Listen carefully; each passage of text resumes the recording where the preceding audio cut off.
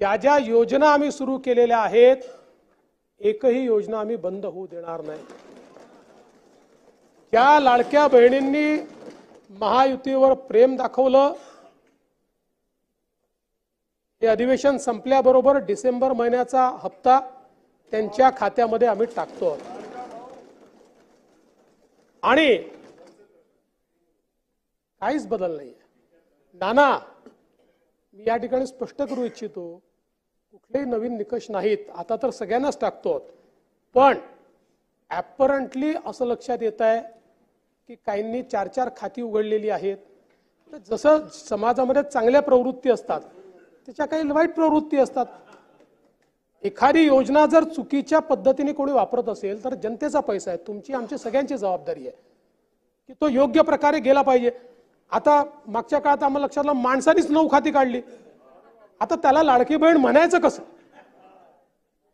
पण लाडका भाऊही म्हणू शकत नाही, कारण बहिणींच्या पैशावर डल्ला मारतो तो लाडका भाऊ कसा?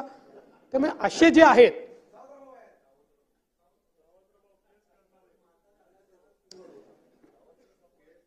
त्यामुळे शेतकऱ्यांच्या संदर्भात आम्ही दिलेली आश्वासनं असतील, युवांच्या संदर्भात दिलेली आश्वासनं असतील, ज्येष्ठांच्या संदर्भात दिलेली आश्वासनं असतील, समाजातल्या वंचितांच्या संदर्भात दिलेली आश्वासनं असतील, ही सर्व आश्वासनं या ठिकाणी आम्ही पूर्ण करणारच आहोत।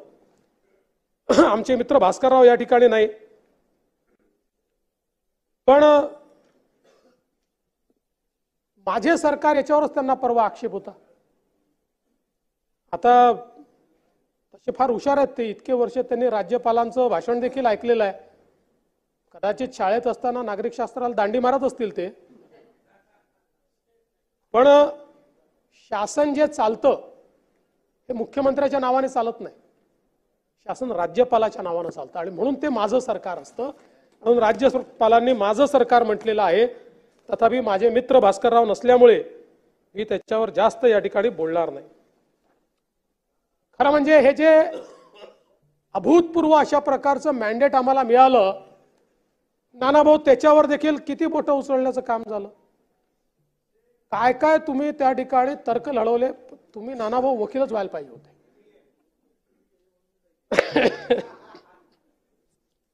सिब्बल वगैरे साहेबांना काही फार स्कोप राहिला नसता, पटोलेच राहिले असते।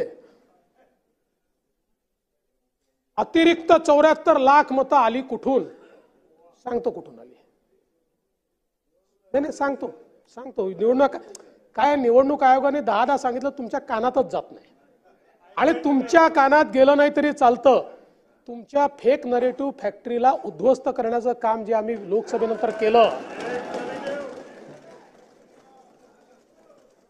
पुन्हा तुम्ही नव्याने फेक नरेटिव्ह फॅक्टरी सुरू केलेली आहे, ती आता उद्ध्वस्त करण्याकरता मी उभा आहे।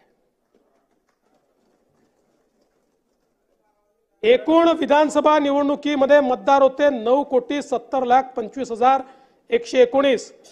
यापैकी मतदान झालं 6,10,40,40,88,195, म्हणजे 66.5%। सकाळी 7 ते 9 मध्ये 6.61%, म्हणजे 64,13,360।